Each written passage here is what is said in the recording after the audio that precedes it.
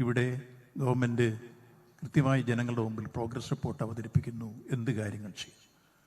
രണ്ടാമത്തെ കാര്യം, ഓരോ വർഷങ്ങളിലും ബഹുമാന്യനായ മുഖ്യമന്ത്രി ജനങ്ങളിലേക്ക് ഇറങ്ങി വന്ന് ഒരു നാടിൻ്റെ പരിച്ഛേദവുമായി ആശയവിനിമയം നടത്തി സംവാദങ്ങളിൽ ക്രിയാത്മകമായ നിർദ്ദേശങ്ങളും സൃഷ്ടിപരമായ വിമർശനങ്ങളും സ്വാഗതം ചെയ്ത് കേൾക്കുന്ന നല്ല കാര്യങ്ങൾ ഭാവിയിൽ നടപ്പാക്കാൻ വേണ്ടിയുള്ള കൃത്യമായ ഇടപെടൽ നടത്തിക്കൊണ്ട് മുന്നോട്ട് പോകുന്ന ഒരു ഗവൺമെൻറ് നമ്മുടെ ഓർമ്മയിൽ കേരളത്തിൽ ഇതല്ലാതെ മറ്റൊരു ഗവൺമെൻറ് ഉണ്ടായിട്ടില്ല.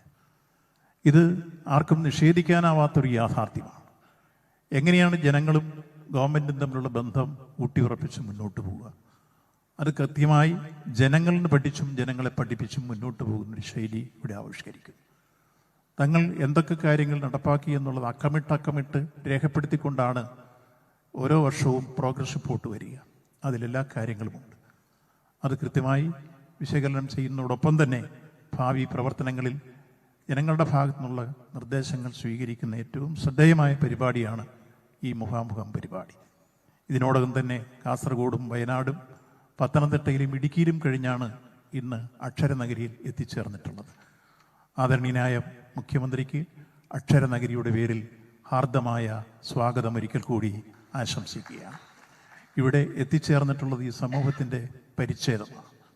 മുമ്പും ഇവിടെ വന്ന് നവകേരള സദസ്സിലും അതിനു മുമ്പും പല ഘട്ടങ്ങളിലും ജനങ്ങളോട് സംവദിക്കുന്ന ഘട്ടങ്ങളിൽ ഉയർന്നു വന്നിട്ടുള്ള ഒട്ടനവധി ക്രിയാത്മക നിർദ്ദേശങ്ങൾ പ്രാവർത്തികമാക്കുന്ന രംഗത്ത് ശ്രദ്ധാപൂർവം ബഹുമാന്യനായ മുഖ്യമന്ത്രി ഇടപെട്ടിരുന്നു എന്നുള്ളത് നമ്മുടെ അനുഭവങ്ങളിൽ പറയും. ഈ ജില്ലയിൽ ഈ കാലയിലുണ്ടായിട്ടുള്ള വലിയ അഭൂതപൂർവമായ വികസനത്തിൻ്റെ ഉള്ളടക്കം, വികസനത്തിൻ്റെ രംഗത്ത് വിസ്മയങ്ങൾ തീർക്കുന്ന ഉള്ളടക്കം നമ്മൾ സമീപകാലത്ത് പ്രതിപാദിക്കുകയുണ്ടായി. തുടർന്നും ആ വികസന പ്രവർത്തനങ്ങളെല്ലാം മുന്നോട്ട് പോകാൻ ഈ ഗവൺമെൻറ് എല്ലായ്പ്പോഴും വലിയ രൂപത്തിലുള്ള ജാഗ്രത കാണിക്കുന്നുണ്ട്. തുടർന്നുള്ള കാര്യങ്ങളെല്ലാം നിങ്ങൾക്ക് പറയാനുള്ളത് ശ്രദ്ധാപൂർവം കേൾക്കുകയും അതോടൊപ്പം തന്നെ അതിന് മറുപടി പറയുകയും അതോടൊപ്പം തന്നെ ഇത് ഉദ്ഘാടനം ചെയ്തുകൊണ്ട് ആമുഖ പ്രഭാഷണവുമെല്ലാം ബഹുമാനപ്പെട്ട മുഖ്യമന്ത്രി നടത്തും. അതിനുവേണ്ടി അദ്ദേഹത്തെ ആദരപൂർവ്വം ക്ഷണിച്ചുകൊണ്ട് ഞാൻ എൻ്റെ അധ്യക്ഷ പ്രസംഗം അവസാനിപ്പിക്കുന്നു. നന്ദി, നമസ്കാരം. മുഖാമുഖം പരിപാടിയുടെ ഉദ്ഘാടനത്തിനായി ആദരണീയനായ മുഖ്യമന്ത്രി ശ്രീ പിണറായി വിജയൻ അവർകളെ ഏറെ ആദരവോടെ ക്ഷണിക്കുന്നു.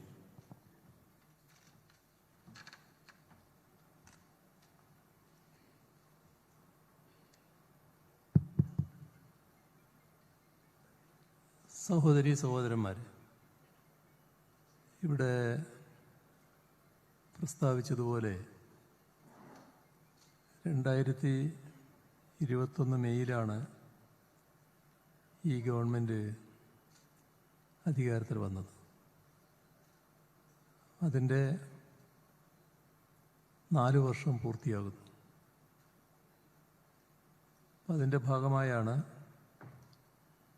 ഇത്തരമൊരു പരിപാടി സംഘടിപ്പിച്ചിട്ടുള്ളത്. 5ാമത്തെ ജില്ലയിലാണ് ഇന്ന് നമ്മൾ പരിപാടി നടത്തുന്നത്. യഥാർത്ഥത്തിൽ 2021 അധികാരത്തിൽ വന്ന ഗവൺമെൻറ് എല്ലാവർക്കും അറിയാവുന്നതുപോലെ 2016 അധികാരത്തിൽ വന്ന ഗവൺമെൻറ്റിൻ്റെ തുടർച്ചയാണ്. 2016 കേരളത്തിൻ്റെ സാഹചര്യം എല്ലാവർക്കും ഓർമ്മയിലുണ്ടാവും. കടുത്ത നിരാശ ആളുകളിലാകെ ഉയർന്നൊരു കാലമായിരുന്നു. നാടിനെക്കുറിച്ച്, നാടിൻ്റെ ഭാവിയെക്കുറിച്ച് കാലാനുസൃതമായ വികസനവും പുരോഗതിയും ഉണ്ടാകാത്തതിനെക്കുറിച്ചൊക്കെ കടുത്ത നിരാശയിലായിരുന്നു നമ്മുടെ നാടും ജനങ്ങളും. അതിൻ്റെ ഭാഗമായി ഇവിടെയൊന്നും നടക്കില്ല, ഒരു മാറ്റവും എൻ്റെ നാട്ടിൽ സംഭവിക്കില്ല, ഇതിങ്ങനെയായിപ്പോയി, ഇങ്ങനെ നിരാശ കൊണ്ട വചനങ്ങളായിരുന്നു എല്ലായിടവും എല്ലാവരിൽ നിന്നും കേൾക്കാൻ കഴിഞ്ഞിരുന്നത്. അത് കണക്കിലെടുത്താണ് ആ കാലത്ത് കേരളത്തിൻ്റെ പ്രശ്നങ്ങൾ എങ്ങനെ പരിഹരിക്കാൻ ഉദ്ദേശിക്കുന്നു എന്നതിനെക്കുറിച്ച് ഇടതുപക്ഷ ജനാധിപത്യ മുന്നണി ജനങ്ങളുടെ മുന്നിൽ ഒരു പ്രകടന പത്രിക അവതരിപ്പിച്ചുകൊണ്ട് നാടിൻ്റെ മാറ്റത്തിൻ്റേതായ വാഗ്ദാനങ്ങൾ മുന്നോട്ട് വച്ചത്. അത് ജനങ്ങൾ അംഗീകരിച്ചു. LDFനെ അധികാരത്തിലേറ്റി. ആ സർക്കാർ 5 വർഷം പൂർത്തിയാക്കി. നമ്മുടെ നാടിൻ്റെ സമീപകാല ചരിത്രം ഒരു ടേം ഒരു മുന്നണി, അടുത്ത ടേം മറ്റൊരു മുന്നണി, ഈ നില കുറച്ചു കാലമായി നമ്മുടെ നാട്ടിൽ തുടരുകയായിരുന്നു. പക്ഷേ ജനങ്ങൾ 5 വർഷക്കാലം 2016 മുതൽ 2021 വരെ നാട് ഭരിച്ച LDF തന്നെ തുടർ ഭരണം നടത്തണം എന്ന് തീരുമാനിച്ചതിൻ്റെ ഭാഗമായി 2021 തെരഞ്ഞെടുപ്പിൽ തുടർ ഭരണം LDFന് സമ്മാനിച്ചു. അങ്ങനെ നോക്കിയാൽ 9 വർഷം 2016 തൊട്ട് 9 വർഷം പൂർത്തിയാകുന്നു. 10ാമത്തെ വർഷത്തിലേക്ക് കടക്കുന്നു. ഇവിടെ ഒട്ടേറെ പ്രചരണങ്ങൾ പല രീതിയിൽ ഉയർന്നു വരുന്നുണ്ട്. ആ പ്രചരണങ്ങളുടെ ആകെ കാര്യങ്ങളിലേക്ക് ഇപ്പം ഞാൻ വിശദമായി പോകുന്നില്ല. നമ്മുടെ നാടിന് നല്ലത് സംഭവിച്ചാൽ ആ നല്ലത് അംഗീകരിക്കാൻ വിഷമമുള്ള ഒരു കൂട്ടരിവിടെയുണ്ട്. മാത്രമല്ല, ഇപ്പോൾ നാട്ടിന് മാറ്റങ്ങളൊന്നും ഉണ്ടാകരുത്, പുരോഗതി ഉണ്ടാകരുത് എന്നാഗ്രഹിക്കുന്നവരും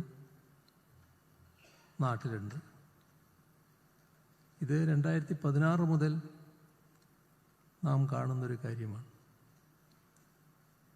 ഇപ്പോൾ വേണ്ട, പിന്നെ എപ്പോഴാണ്? ഇപ്പോൾ ചെയ്യേണ്ട കാര്യങ്ങൾ ഇപ്പം തന്നെ ചെയ്യണമല്ലോ. കാരണം കാലം മുന്നോട്ട് പോവുകയല്ലേ, അതാരെയും കാത്തു നിൽക്കില്ലല്ലോ. ഇപ്പം നാം നേടേണ്ട നേട്ടങ്ങൾ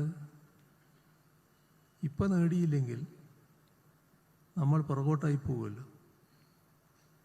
ആ പുറകോട്ടാവുക എന്ന് പറയുമ്പോൾ നമ്മുടെ ചുറ്റുപാടുമുള്ള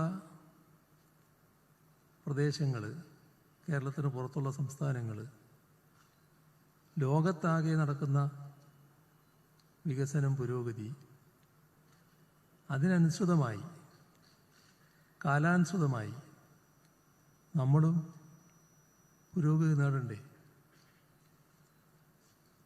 ഇപ്പോൾ വേണ്ട എന്ന് ധരിക്കുന്നവർ ആ വികസനത്തെയും പുരോഗതിയാണല്ലോ തടയുന്നത്.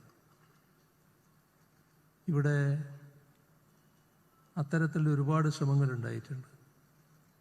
നാം ഒരു താരതമ്യ പഠനത്തിലേക്ക് കടക്കുന്നതായിരിക്കും കൂടുതൽ നല്ലത്. വളരെ വിശദമായി ഈ കാര്യങ്ങളിലേക്ക് പോയാൽ നിങ്ങളുടെ സംസാരിക്കാനുള്ള സമയം കുറഞ്ഞു പോകും. നമുക്കൊരു 1 മണിയാകുമ്പോൾ ഈ പരിപാടി അവസാനിപ്പിക്കണമല്ലോ. അപ്പോൾ പറയാനുള്ള കാര്യങ്ങൾ ഈ ആമുഖ ഭാഷണത്തിൽ ചുരുക്കി പറയാമെന്നാണ് ഉദ്ദേശിക്കുന്നത്. അപ്പം നമ്മുടെ സംസ്ഥാനത്തെ യുവജനങ്ങൾ വലിയ തോതിൽ ആഗ്രഹിക്കുന്ന ഒരു രംഗമാണ് IT രംഗം വികസിക്കുക എന്നുള്ളത്. ഇവിടെ വളരെ നേരത്തെ കേരളത്തിലാണ് IT രംഗത്ത് ഫലപ്രദമായ മുൻകൈ ഉണ്ടായത്. രാജ്യത്താദ്യമായി ടെക്നോ പാർക്ക് നമ്മളാണ് സ്ഥാപിച്ചത്. പക്ഷേ അതിനനുസൃതമായ പുരോഗതി നേടാൻ കഴിഞ്ഞുവെന്ന് അവകാശപ്പെടാൻ നമുക്ക് പറ്റില്ല. 2016 നമ്മുടെ IT പാർക്കുകളിൽ 640 കമ്പനികളാണ് ഉണ്ടായിരുന്നത്. അതിപ്പോൾ 1106 കമ്പനികളായി വർദ്ധിപ്പിക്കാൻ കഴിഞ്ഞിട്ടുണ്ട്. ഇത് കാണിക്കുന്നത് നല്ല മാറ്റം, പുരോഗതി ഈ മേഖലയിൽ ഉണ്ടാക്കാൻ കഴിഞ്ഞു എന്നുള്ളതാണ്. 2016 സർക്കാർ IT പാർക്കുകളിൽ തൊഴിലെടുത്തിരുന്നവർ 78,068 പേരാണ്.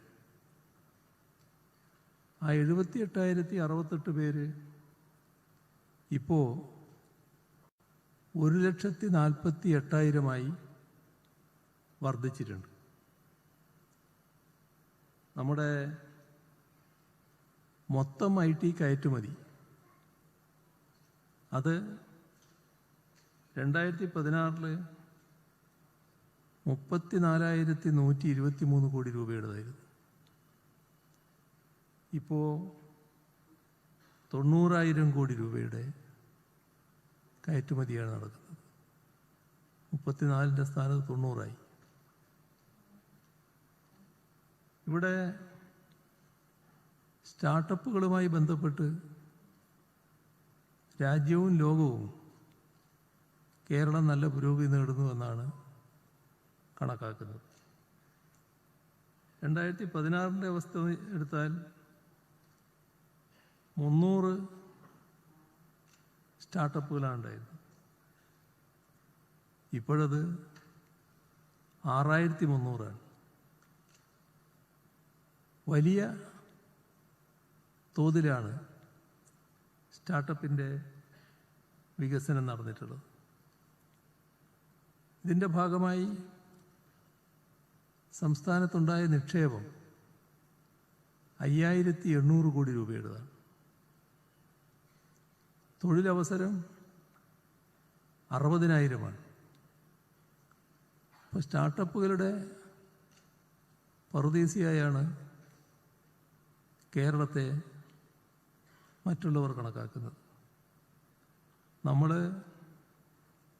ഇതിൽ നിന്ന് ഇനിയും മുന്നോട്ട് പോകണമെന്നാണ് ഉദ്ദേശിക്കുന്നത്. 2026 ആകുമ്പോൾ 15,000 സ്റ്റാർട്ടപ്പുകൾ ഉണ്ടാകണമെന്നാണ് നാം ലക്ഷ്യമിടുന്നത്.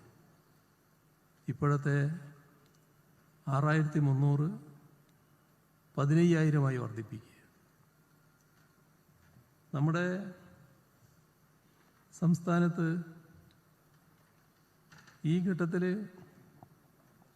1,00,000 തൊഴിലവസരത്തിലേക്ക് വർദ്ധിപ്പിക്കാനാകണമെന്ന് ഉദ്ദേശിക്കുകയാണ്. ഇപ്പോൾ 60,000 അത് 1,00,000 മാറ്റണം എന്നും നമ്മൾ ഉദ്ദേശിക്കുക. ഇവിടെ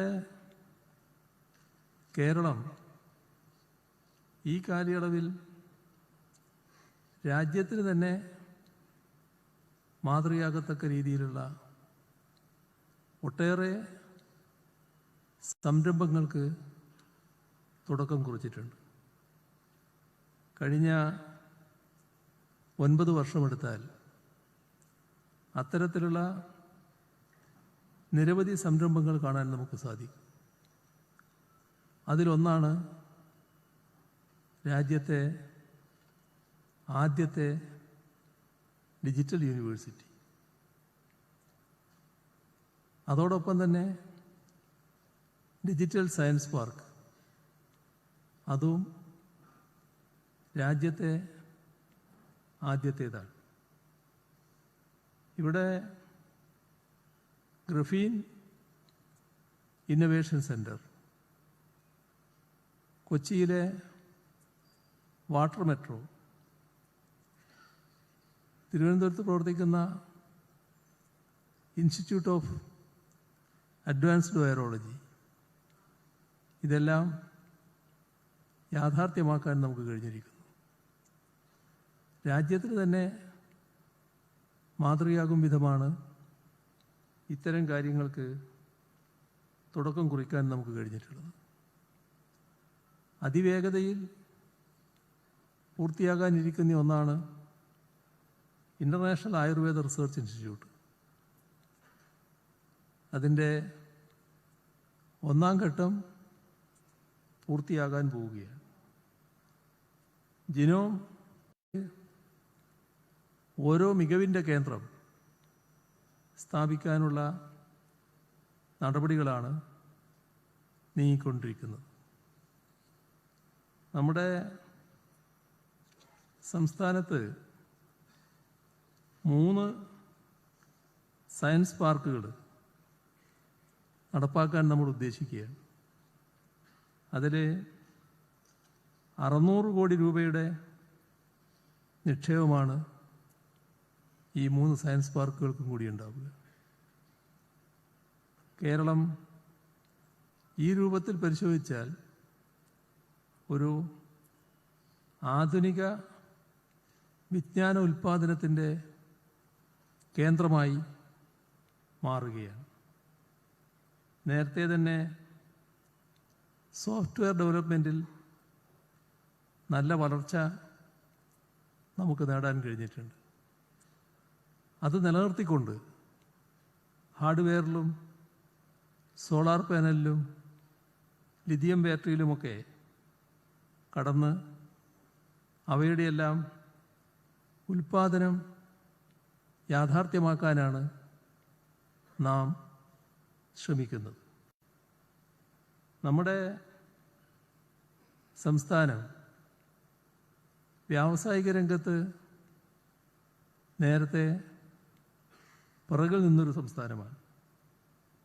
2016 വ്യാവസായിക വളർച്ച 12%. ഇപ്പോൾ 17% ഉയരാൻ നമുക്ക് കഴിഞ്ഞിട്ടുണ്ട്. മാനുഫാക്ചറിംഗ് സെക്ടർ 2016 സംഭാവന ചെയ്തത് 9.8%. ഇപ്പോഴത് 14% ഉയർന്നിട്ടുണ്ട്. നമ്മുടെ സംസ്ഥാനം വ്യവസായ സൗഹൃദമല്ല എന്ന പൊതുവായൊരു പരാതിയും ആക്ഷേപവും ഉണ്ടായിരുന്നു. 2016 അധികാരത്തിൽ വന്നതിന് ശേഷം സർക്കാർ ഈ നില മാറ്റുന്നതിന് വേണ്ടിയുള്ള നല്ല ശ്രമമാണ് നടത്തിയത്. വിശദമായ പരിശോധനയിലേക്ക് കടന്നു. അപ്പോൾ ചില നിയമങ്ങൾ മാറേണ്ടതുണ്ട് എന്ന് കണ്ടു. അതിൻ്റെ ഭാഗമായി തന്നെ ചില ചട്ടങ്ങളിൽ മാറ്റം വരേണ്ടതുണ്ട് എന്ന് കണ്ടു. അവയെല്ലാം നാം പൂർത്തിയാക്കി. നിയമങ്ങൾ ഭേദഗതി ചെയ്തു. അതിൻ്റെ ഭാഗമായുള്ള പുതിയ ചട്ടങ്ങൾ കൊണ്ടുവന്നു. ഒരു പ്രത്യേകമായ മാനസിക നില പലയിടങ്ങളിലായിട്ടുണ്ടായിരുന്നു. ആ മാനസിക ഘടനയിലും മാറ്റം വരണമായിരുന്നു. അതിനുള്ള ഇടപെടലും നടത്തി. അതിൻ്റെ എല്ലാം ഭാഗമായാണ് നമ്മുടെ സംസ്ഥാനം ഈസ് ഓഫ് ഡൂയിങ് ബിസിനസ്സിൽ അതിൻ്റെ റാങ്കിങ്ങിൽ ടോപ്പ് അച്ചീവിംഗ് പദവിയിലേക്ക് എത്തിയത്. ഇന്ത്യയിൽ 1-ാം സ്ഥാനത്തേക്ക് നാം ഉയർന്നു. ഇപ്പോൾ വ്യവസായങ്ങൾക്ക് ഇവിടെ കഴിയാവുന്നത്ര വേഗതയിൽ ആരംഭിക്കാൻ പറ്റുന്ന സാഹചര്യം ഒരുക്കാൻ നമുക്ക് കഴിഞ്ഞിരിക്കുകയാണ്. സംരംഭക വർഷ പദ്ധതി ഈ ഘട്ടത്തിലാണ് നാം നടപ്പാക്കിയത്. അത് കേന്ദ്ര സർക്കാർ രാജ്യത്തോട് പറഞ്ഞത് MSME മേഖലയിലെ ബെസ്റ്റ് പ്രാക്ടീസാണ് ഈ സംരംഭങ്ങൾ എന്നാണ്. ഈ കഴിഞ്ഞ മാർച്ച് വരെ 3.5 ലക്ഷത്തിലധികം സംരംഭങ്ങളാണ് സംസ്ഥാനത്തുണ്ടായത്. 23,000 കോടിയുടെ നിക്ഷേപം, 7.5 ലക്ഷത്തിലധികം തൊഴിലവസരങ്ങൾ. പക്ഷേ നമ്മുടെ നാടിൻ്റെ പ്രത്യേകത നമുക്കറിയാലോ. സംരംഭങ്ങളെന്ന് പറയുമ്പോൾ ഇത്തരം സംരംഭങ്ങൾ തുടങ്ങിയാൽ അപൂർവം ചിലതിന് ചിലപ്പോൾ ചില പ്രശ്നങ്ങളുണ്ടായി എന്ന് വരും, ചില തിരിച്ചടികൾ വന്നെന്ന് വരും. അതിൻ്റെ ഭാഗമായി മുന്നോട്ട് പോകാൻ കഴിയാത്ത സാഹചര്യം ഉണ്ടായി എന്ന് വരും. അത് പക്ഷേ ഒറ്റപ്പെട്ടതാണ്. പക്ഷെ നമ്മുടെ ചിലർക്ക് ആ ഒറ്റപ്പെട്ട കാര്യമാണ് വലിയ തോതിൽ പ്രചരിപ്പിക്കാൻ താല്പര്യം. ഇതാ സംരംഭക പദ്ധതി ആകെ തകരാറായിരിക്കുന്നു. അതിൻ്റെ ഉദാഹരണമാണ് ഇവിടെ ഈ കാണുന്നത് എന്ന് പറയാനാണ് ചിലർക്ക് താല്പര്യം. പക്ഷേ അവർ മറക്കുന്ന കാര്യം 23,000 കോടിയുടെ നിക്ഷേപവും 7.5 ലക്ഷത്തിലധികം തൊഴിലവസരങ്ങളും ഇതിൻ്റെ ഭാഗമായി സംസ്ഥാനത്ത് വന്നു എന്നുള്ളതാണ്. മാത്രമല്ല, അവയിൽ നല്ല നിലക്ക് പ്രവർത്തിക്കുന്നവയെ കൂടുതൽ മെച്ചപ്പെട്ട തലത്തിലേക്ക് ഉയർത്തുന്നതിനുള്ള നടപടികൾ, അതിനുള്ള പ്രോത്സാഹനങ്ങൾ സംസ്ഥാന സർക്കാരിൻ്റെ ഭാഗത്തു നിന്ന് ഉണ്ടാവുകയുമാണ്. ഇതിൻ്റെ എല്ലാം തുടർച്ചയായാണ് നാം കൊച്ചിയിൽ നിക്ഷേപ സംഗമം സംഘടിപ്പിച്ചത്. ആ നിക്ഷേപ സംഗമത്തിൽ വലിയ താല്പര്യത്തോടെയാണ് വിവിധ വ്യവസായ സ്ഥാപനങ്ങൾ പങ്കെടുത്തത്. ഒട്ടേറെ പ്രമുഖ സ്ഥാപനങ്ങൾ, അവയുടെ പ്രതിനിധികൾ പങ്കെടുക്കുകയുണ്ടായി. അവർ 1.5 ലക്ഷം കോടി രൂപയുടെ നിക്ഷേപം ഈ കേരളത്തിൽ നടത്തുമെന്ന് വാഗ്ദാനം നൽകി. എല്ലാം കൂടി 1.5 ലക്ഷം കോടി രൂപ. അതിൻ്റെ ഭാഗമായുള്ള നിക്ഷേപ താൽപ്പര്യപത്രം അവർ ഒപ്പുവെക്കുകയും ചെയ്തു. ഇവിടെ ആ പരിപാടി അതോടെ ഉപേക്ഷിക്കുകയല്ല. ആ പരിപാടിയുടെ ഭാഗമായി താൽപ്പര്യപത്രം ഒപ്പിട്ട സ്ഥാപനങ്ങളെ നിരന്തരമായി ബന്ധപ്പെടാൻ, അതിൻ്റെ ഭാഗമായി തുറ നടപടികൾ സ്വീകരിക്കാൻ ഒരു ഫാസ്റ്റ് ട്രാക്ക് സംവിധാനം തന്നെ ഏർപ്പെടുത്തിയിരിക്കുകയാണ്. അതിലുണ്ടാകുന്ന പുരോഗതിയും നാടിനെ അറിയിക്കുന്ന നില സ്വീകരിച്ചാണ് സർക്കാർ പോകുന്നത്. ഇവിടെ വ്യവസായങ്ങൾക്ക് അനുമതിക്കായി വല്ലാതെ കാത്തിരിക്കേണ്ടി വന്നിരുന്നു മുൻപ്. ആ കാലതാമസം ഒഴിവാക്കുന്നതിനാണ് നിയമങ്ങൾ ഭേദഗതി ചെയ്തത്, ചട്ടങ്ങൾ ഭേദഗതി ചെയ്തത്.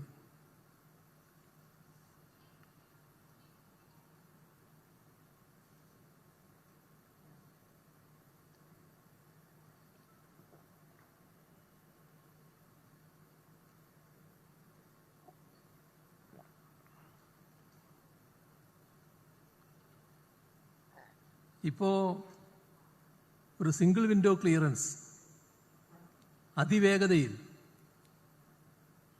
അനുമതി നൽകുന്ന K-SWIFT എന്ന സംവിധാനം ഏർപ്പെടുത്തിയിരിക്കുകയാണ്.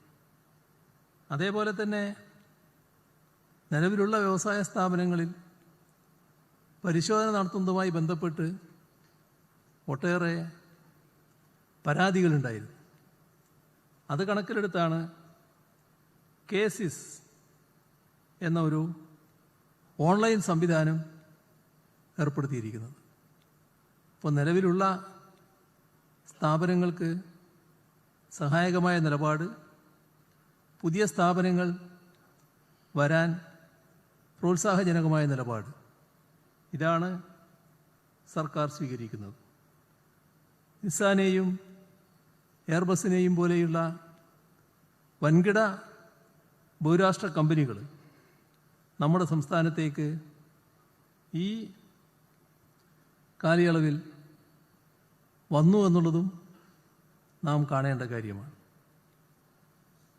നമ്മുടെ സംസ്ഥാനത്തിൻ്റെ പ്രത്യേകത, ഇവിടെ രാജ്യത്തിനകത്ത് ദാരിദ്ര്യം ഏറ്റവും കുറഞ്ഞ സംസ്ഥാനമാണ് കേരളം. നമ്മുടെ ഇന്ത്യ രാജ്യം ദരിദ്രാവസ്ഥ പരിശോധിച്ചാൽ ലോകരാഷ്ട്രങ്ങളുടെ പട്ടിക അടയാളപ്പെടുത്തിയപ്പോൾ 105-ാം സ്ഥാനത്താണ്. പിന്നെ വളരെ കുറച്ച് രാഷ്ട്രങ്ങളെ നമ്മുടെ പിറകിൽ കണക്കാക്കിയുള്ളൂ. നാം ശ്രദ്ധിക്കേണ്ട കാര്യം, നമ്മുടെ തൊട്ടുകിടക്കുന്ന നമ്മുടെ അയൽ രാഷ്ട്രങ്ങൾ ഒന്നുപോലും നമ്മുടെ പിറകിലില്ല. അവരെല്ലാം നമ്മുടെ എത്രയോ മുന്നിൽ. ആ രാജ്യത്താണ് ദാരിദ്ര്യം ഏറ്റവും കുറഞ്ഞ സംസ്ഥാനമായി കേരളം നിൽക്കുന്നത്. ഇതിനിടയാക്കിയത് പൊതുവിതരണ രംഗത്ത് നാം സ്വീകരിച്ച നടപടികൾ തന്നെയാണ്. പൊതുവിതരണ രംഗത്ത് UDF-ൻ്റെ കാലത്ത് 5242 കോടി രൂപയായിരുന്നു നീക്കിവെച്ചിരുന്നത്. എന്നാൽ കഴിഞ്ഞ LDF സർക്കാർ 2021-ൽ കാലാവധി അവസാനിച്ച സർക്കാർ, ആ സർക്കാർ 10,697 കോടി രൂപ ചെലവഴിക്കുകയുണ്ടായി. നേരത്തെ UDF സർക്കാരിൻ്റെ കാലത്ത് ചെലവിട്ടതിൻ്റെ ഇരട്ടിയിലധികം 5242 അതാണ് 10,697 കോടിയായി മാറിയത്. ഇവിടെ വിപണി ഇടപെടലിന് മാത്രം 2024 വരെ എടുത്താൽ 14,000 കോടി രൂപ സംസ്ഥാന സർക്കാർ ചെലവഴിച്ചിട്ടുണ്ട്. നമ്മുടെ രാജ്യത്ത് ഏറ്റവും വിലക്കുറവ്, വിലക്കയറ്റം ഏറ്റവും കുറവ് കേരളത്തിലാണ് എന്നത് NSOയുടെ കണക്കുകളിൽ വന്നിരിക്കുകയാണ്. നമ്മുടെ സംസ്ഥാനത്ത് 4.25 ലക്ഷത്തോളം മുൻഗണനാ കാർഡുകൾ ലഭ്യമാക്കാനും കഴിഞ്ഞിട്ടുണ്ട്. നമ്മുടെ സംസ്ഥാനം നല്ല ക്രമസമാധാന നില ഭദ്രമായൊരു സംസ്ഥാനമാണ്. രാജ്യത്ത് വർഗീയ സംഘർഷത്തിൻ്റെയും കലാപത്തിൻ്റെയും അന്തരീക്ഷമാണ് പൊതുവിൽ പലയിടങ്ങളിൽ. എന്നാൽ ആ അന്തരീക്ഷമേ ഇല്ലാത്ത ഒരു സംസ്ഥാനമായി കേരളത്തെ നിലനിർത്താൻ നമുക്ക് കഴിയും. ശാന്തമായ പൊതുജീവിതം ഈ കേരളത്തിൽ നയിക്കാൻ സാധിക്കുകയാണ്. നമ്മുടെ സംസ്ഥാനത്ത് വൈദ്യുതി മേഖലയെടുത്താൽ ലോഡ് ഷെഡിംഗ് ഇല്ല. രാജ്യത്ത് പലയിടത്തും ലോഡ് ഷെഡിംഗ് നടപ്പാക്കുന്ന കാലമാണിത്. മാത്രമല്ല, വൈദ്യുതിയുടെ പ്രസരണശേഷി വർദ്ധിപ്പിക്കാൻ 10,000 കോടി രൂപയുടെ ട്രാൻസ്ഗ്രിഡ് പദ്ധതിയാണ് നടപ്പാക്കുന്നത്. കേരളത്തിലേക്ക് വരുന്ന വ്യവസായങ്ങൾക്ക് ക്വാളിറ്റി പവർ, ഗുണമേന്മയുള്ള വൈദ്യുതി നാം ഉറപ്പ് കൊടുക്കുന്നു. ഏതെങ്കിലും തരത്തിലുള്ള പ്രയാസം വൈദ്യുതിയുടെ കാര്യത്തിൽ വ്യവസായങ്ങൾക്ക് അനുഭവിക്കേണ്ടി വരുന്നില്ല. നമ്മുടെ സംസ്ഥാനം ജനങ്ങളെ ദുരിതങ്ങളിൽ സഹായിക്കുന്നതിൻ്റെ ഭാഗമായി ദുരിതാശ്വാസ നിധിയിൽ നിന്ന് കൊടുത്ത സഹായം പരിശോധിച്ചാൽ 2011-16 കാലം, ആ കാലത്ത് 808 കോടി രൂപയാണ് ദുരിതാശ്വാസമായി കൊടുത്തിരുന്നത്.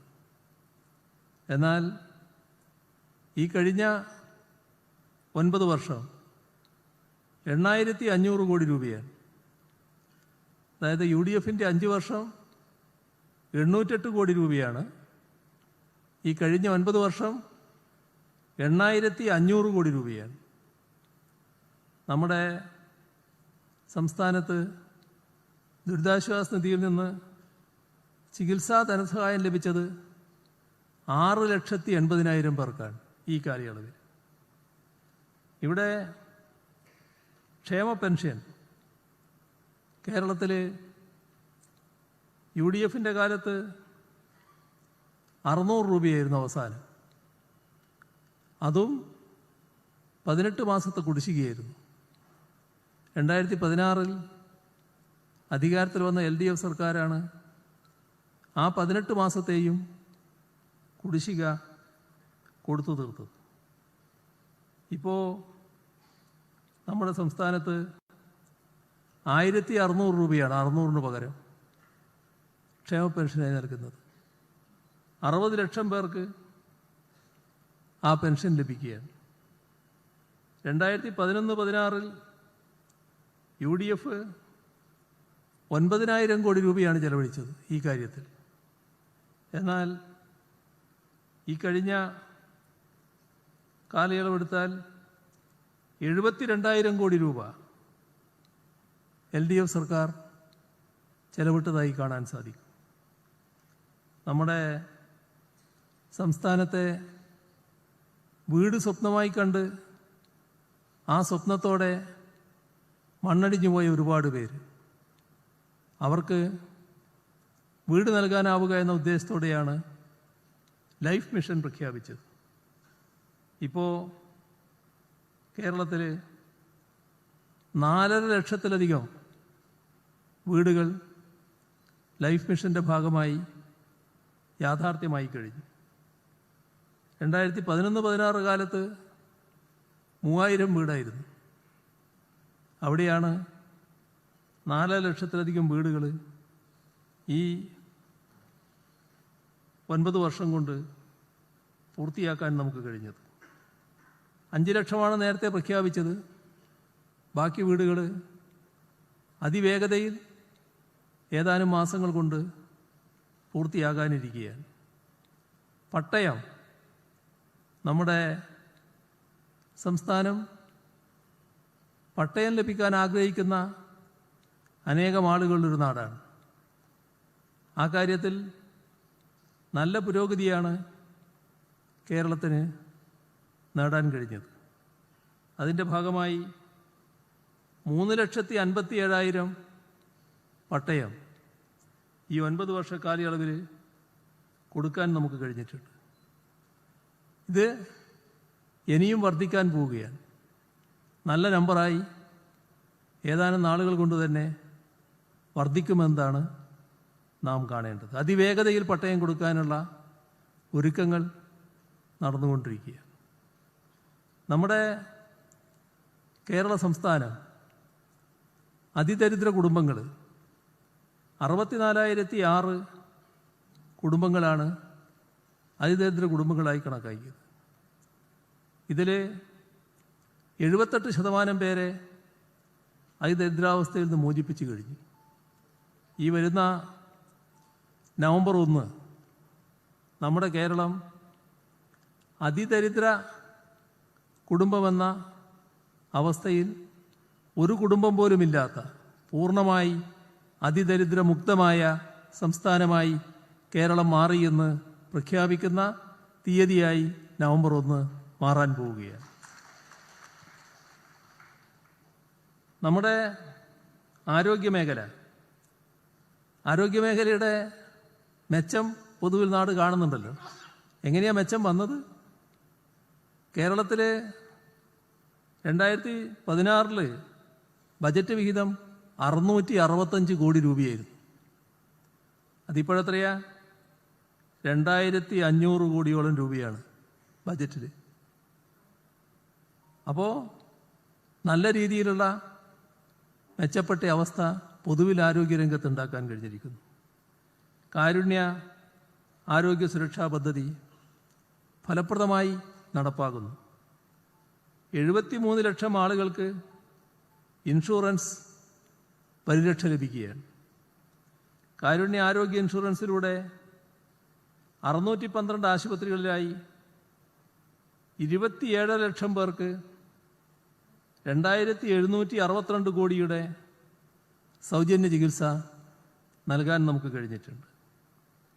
ആർദ്രം മിഷനിലൂടെ എല്ലാ പ്രൈമറി ഹെൽത്ത് സെൻ്ററുകളെയും കുടുംബാരോഗ്യ കേന്ദ്രങ്ങളാക്കി മാറ്റുന്നതിൻ്റെ ഭാഗമായി 886 കുടുംബാരോഗ്യ കേന്ദ്രങ്ങളാണ് വരേണ്ടത്.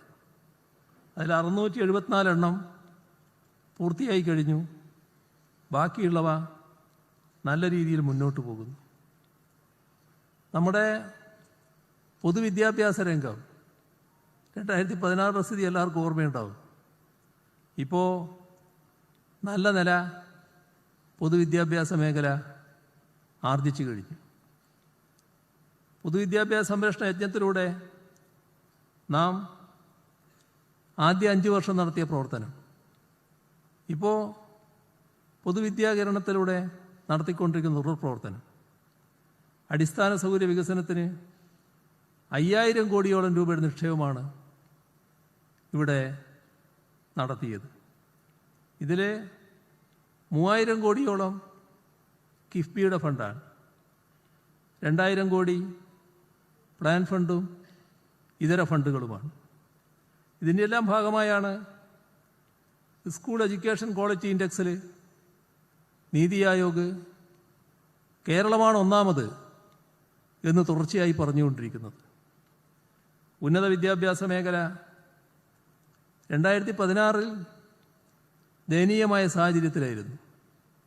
ഇപ്പോൾ കേരളയും MGയും സർവകലാശാലകളെന്ന നിലക്ക് A++ ഗ്രേഡ് നേടി.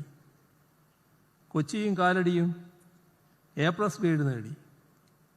NIRFൻ്റെ പട്ടികയിൽ കേരള സർവകലാശാലയുടെ റാങ്ക് 9ആണ്. കൊച്ചിയുടേത് 10ആണ്. MGയുടേത് 11ആണ്. കാലിക്കറ്റിൻ്റെത് 43ആണ്.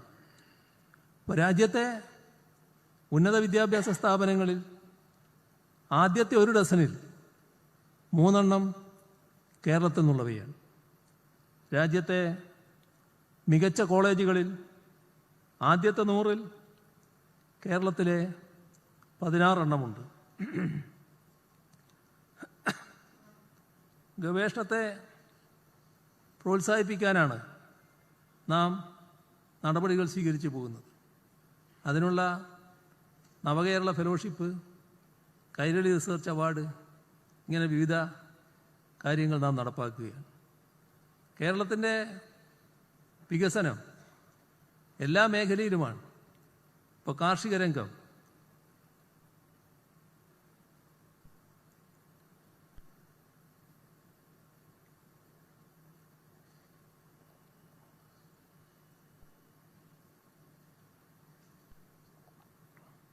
രണ്ടായിരത്തി 2016 കാർഷിക രംഗത്തെ വളർച്ചാ നിരക്ക് 2%.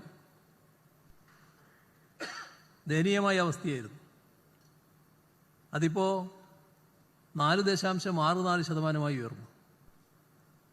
നെൽകൃഷി 2016 1,71,000 ഹെക്ടർ സ്ഥലത്ത് മാത്രമാണ് ഉണ്ടായിരുന്നത്. ഇപ്പോഴത് 2,23,000 ഹെക്ടറിലേക്ക് വർദ്ധിപ്പിക്കാൻ നമുക്ക് കഴിഞ്ഞു. കഴിഞ്ഞ 2 വർഷമെടുത്താൽ 8,268 ഹെക്ടറിൽ പുതുതായി നെൽകൃഷി ആരംഭിച്ചു എന്ന് കാണാൻ സാധിക്കും. നെല്ലിൻ്റെ ഉൽപാദനക്ഷമത ഹെക്ടറിന് 4.56 ടണ്ണായി വർദ്ധിപ്പിക്കാനും കഴിഞ്ഞു. നെൽവയൽ ഒരു ഹെക്ടറിന് റോയൽറ്റിയായി 3,000 രൂപ നൽകുന്നു. കഴിഞ്ഞ സാമ്പത്തിക വർഷം 14,498 ഹെക്ടർ നെൽവയലുകൾക്ക് റോയൽറ്റി ലഭ്യമാക്കാൻ കഴിഞ്ഞിട്ടുണ്ട് എന്നതാണ് കാണാൻ നമുക്ക് സാധിക്കുക. ഇതെല്ലാം കഴിഞ്ഞതെന്തുകൊണ്ടാണ്? നമ്മുടെ സംസ്ഥാനത്തെ വലിയ തോതിൽ കേന്ദ്ര ഗവൺമെൻറ് സഹായിക്കേണ്ടതാണെങ്കിലും അർഹതപ്പെട്ട സഹായം നിഷേധിക്കുന്ന നിലയാണ് പലപ്പോഴും സ്വീകരിച്ചത്. നമ്മളോട് വല്ലാത്തൊരു ശത്രുതാപരമായ നിലപാട് പലപ്പോഴും സ്വീകരിക്കുകയായിരുന്നു. ദുരന്തങ്ങളിൽ സഹായമില്ല. ഒരുപാട് ദുരന്തങ്ങൾ നമുക്ക് ഈ കാലഘട്ടത്തിൽ ഏറ്റുവാങ്ങേണ്ടി വന്നു. അതിലൊന്നിലും നമുക്ക് സഹായം ലഭിച്ചില്ല. ഇതെല്ലാം ഒരു ഭാഗത്ത് നിൽക്കുമ്പോഴാണ് നമുക്കിങ്ങനെയുള്ള ഒട്ടേറെ കാര്യങ്ങൾ ചെയ്യാൻ കഴിഞ്ഞിട്ടുള്ളത്. ഇതിൻ്റെ യഥാർത്ഥ അടിസ്ഥാനം നമ്മുടെ സംസ്ഥാനത്തിൻ്റെ തനത് വരുമാനം വലിയ തോതിൽ വർദ്ധിപ്പിക്കാൻ നമുക്ക് കഴിഞ്ഞു എന്നുള്ളതാണ്. 2016 26% തനത് വരുമാനം. ഇപ്പോഴത് 73% നിൽക്കുകയാണ്. അത്ര വലിയ വർധനവ് ഉണ്ടാക്കാൻ നമുക്ക് കഴിഞ്ഞിരിക്കുന്നു. കഴിഞ്ഞ 3 വർഷത്തെ തനത് വരുമാനമെടുത്താൽ 47,000 കോടിയിൽ നിന്ന് 81,000 കോടി രൂപയായി വർദ്ധിപ്പിക്കാൻ നമുക്ക് കഴിഞ്ഞു. ആകെ തനത് വരുമാനം 55,000 കോടിയിൽ നിന്ന് 1,04,000 കോടിയായി വർദ്ധിപ്പിക്കാൻ നമ്മുടെ സംസ്ഥാനത്തിന് കഴിഞ്ഞു. നാം കടമെന്തോ വല്ലാതെ എടുക്കുകയാണെന്നൊരു പ്രചരണം നടത്തിക്കൊണ്ടിരിക്കുന്നുണ്ട്. നമ്മുടെ പൊതുകടവും ആഭ്യന്തര ഉൽപ്പാദനവും തമ്മിലുള്ള അന്തരം കുറഞ്ഞു വരികയാണ്. നേരത്തെ അത് 36%, ഇപ്പോഴത് 34% കുറഞ്ഞു. ഇനിയും കുറയാനാണ് പോകുന്നത്. ഇവിടെ ഒരു പ്രത്യേകത, കേന്ദ്രവും സംസ്ഥാനവും കൂടിയാണ് പലതിലും ചെലവുകൾ വഹിക്കേണ്ടത്.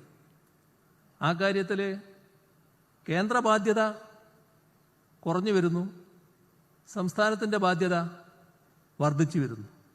ഇപ്പോൾ കഴിഞ്ഞ സാമ്പത്തിക വർഷം 70% ചെലവും സംസ്ഥാന സർക്കാരാണ് വഹിച്ചത്. ഈ ഏപ്രിൽ തൊട്ടുള്ള വർഷം, സാമ്പത്തിക വർഷം 75% സംസ്ഥാനം വഹിക്കേണ്ടി വരുമെന്നുള്ളതാണ് നില. അപ്പോൾ ഇതെല്ലാം നമുക്ക് കഴിയുന്നത് നമ്മുടെ ആഭ്യന്തര ഉൽപ്പാദനത്തിൽ വലിയ വർധനവുണ്ടായതിൻ്റെ ഭാഗമായാണ്. ആഭ്യന്തര ഉൽപ്പാദനത്തിൻ്റെ കണക്കെടുത്താൽ 2016 5,60,000 കോടി രൂപയായിരുന്നു. ഇപ്പോഴത് 13,11,000 കോടി രൂപയാണ്. ആ രീതിയിലുള്ള ഭീമമായ വർധനവ് ഉണ്ടാക്കാൻ നമുക്ക് കഴിഞ്ഞിരിക്കുന്നു. റിസർവ് ബാങ്കിൻ്റെ കണക്കനുസരിച്ച് പ്രതിശീർഷ വരുമാനം 2016 1,48,000 രൂപ. ഇപ്പോഴത് 2,28,000 രൂപ. ഞാൻ മൊത്തത്തിലുള്ള കേരളത്തിൻ്റെ പൊതുവായൊരു ചിത്രം ചെറിയ തോതിൽ അവതരിപ്പിക്കാനാണ് ശ്രമിച്ചത്. ഇതിൽ വലിയ തോതിൽ പുരോഗതി നേടാൻ നമുക്ക് കഴിഞ്ഞിട്ടുണ്ട്. അതിന് അടിസ്ഥാനമായി നിന്നത് നാടും ജനങ്ങളും നൽകിയ പിന്തുണയാണ്. നാടിൻ്റെ ഒരുമയും ജനങ്ങളുടെ ഐക്യവും. ഇവിടെ ഒന്നും അസാധ്യമല്ല എന്ന സാഹചര്യം നാം സൃഷ്ടിച്ചു. ആ നില ഇനി അങ്ങോട്ടും ഈ ഒരുമയും ഐക്യവും നിലനിർത്തിക്കൊണ്ടുള്ള പിന്തുണ സർക്കാരിന് ഉണ്ടാകണം എന്നാണ് ഈ ഘട്ടത്തിൽ അഭ്യർത്ഥിക്കാനുള്ളത്. കുറച്ച് ദീർഘിച്ചു എന്നറിയാം, എങ്കിലും ഇത്രയും കാര്യങ്ങളെങ്കിലും നിങ്ങളുടെ മുന്നിൽ അവതരിപ്പിച്ചില്ലെങ്കിൽ മോശമാണല്ലോ എന്ന് കരുതിയതുകൊണ്ടാണ് അത്രയും സമയം ഞാൻ എടുത്തത്. ബാക്കി കാര്യങ്ങളിൽ നിങ്ങളുടെ അഭിപ്രായം വ്യക്തമായി പ്രകടിപ്പിക്കുക. വല്ലതും അതിനുശേഷം പറയാനുണ്ടെങ്കിൽ അപ്പോൾ പറയാം എന്നുകൂടി പറഞ്ഞുകൊണ്ട് അവസാനിപ്പിക്കുന്നു. നിങ്ങൾക്കെൻ്റെ സ്നേഹാഭിവാദനങ്ങൾ.